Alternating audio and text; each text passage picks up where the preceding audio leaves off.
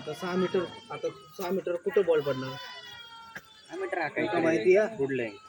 मैदानात कधी मापला येता बॉल मारलो कांडावलो गेलो वळाच्या पहिल्या. 5-5 वरची मॅच असते, 2 ओव्हरची मॅच. आपण ज्या टप्प्यावर बीट होतो ना तो टप्पा लक्षात ठेवायचा. जाऊन पहिल्यापासून काढायचं असतं. हे तर तुमचं चुकीचं आहे.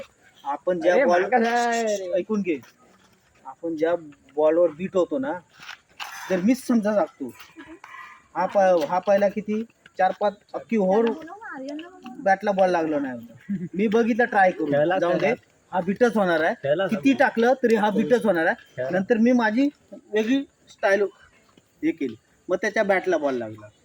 बरोबर ना? मग याला किती खेळवत राहू?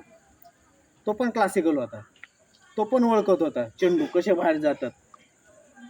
मग मी त्याला ओळखलं आणि मी मार चल.